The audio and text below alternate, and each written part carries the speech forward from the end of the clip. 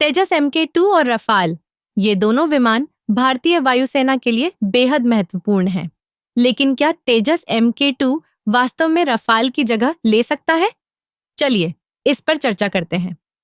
तेजस MK2, जिसे हल्के लड़ाकू विमान के रूप में विकसित किया गया है, भारतीय रक्षा अनुसंधान और विकास संगठन यानी DRDO द्वारा बनाया गया है।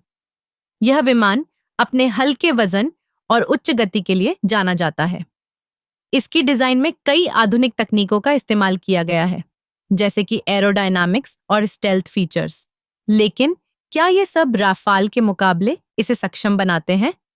राफाल फ्रांस का एक बहुउद्देशीय लड़ाकू विमान है, जो न केवल हवा में लड़ाई के लिए सक्षम है, बल्कि जमीनी और समुद्री लक्ष्यों को भी निशाना बना सकता है। इसकी तकनीकी क्षमताएं, जैसे कि रडार, मिसाइल सिस्टम और इलेक्ट्रॉनिक युद्ध प्रणाली, इसे एक अद्वितीय विमान बनाती है। राफाल की बहुप्रकारी क्षमताएं इसे एक रणनीतिक लाभ देती हैं, खासकर जब बात आती है उच्च स्तरीय युद्ध की। अब तेजस MK2 की बात करें। यह विमान भारतीय वायुसेना की जरूरतों को ध्यान में रखते हुए विकसित किया गया है। इसकी लागत कम है, जो इसे एक आर्थिक विकल्प बनाती है। इसके अलावा तेजस MK2 में स्वदेशी तकनीक का इस्तेमाल किया गया है, जो आत्मनिर्भरता की दिशा में एक महत्वपूर्ण कदम है। लेकिन क्या यह रफाल की उच्चतम तकनीकी क्षमताओं को चुनौती दे सकता है? एक महत्वपूर्ण बिंदु यह है कि तेजस MK2 को अभी भी अपने परीक्षणों से गुजरना है, जबकि राफाल पहले से ही कई देशों में सफलतापूर्वक उपयोग किया जा चुका है। इसकी विश्वसनीयता और प्रदर्शन ने इसे एक प्रतिष्ठित नाम बना दिया है। दूसरी ओर, तेजस MK2 को अपनी क्षमता साबित करने के लिए और अधिक समय और परीक्षणों की आवश्यकता है।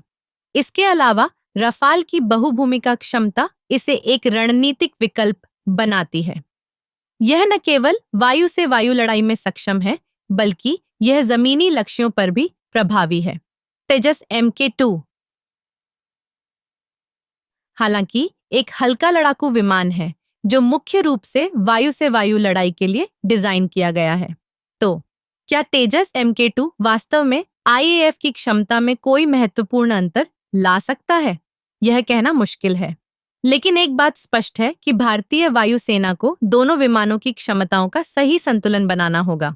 आखिरकार, हमें यह समझना होगा कि हर विमान की अपनी विशेषताएं और सीमाएं होती हैं। तेजस MK2 और रफाले दोनों ही भारतीय वायुसेना की ताकत को बढ़ाने में महत्वपूर्ण भूमिका निभा सकते हैं, बशर्ते कि हम उनकी क्षमताओं का सही तरीके से उपयोग करें।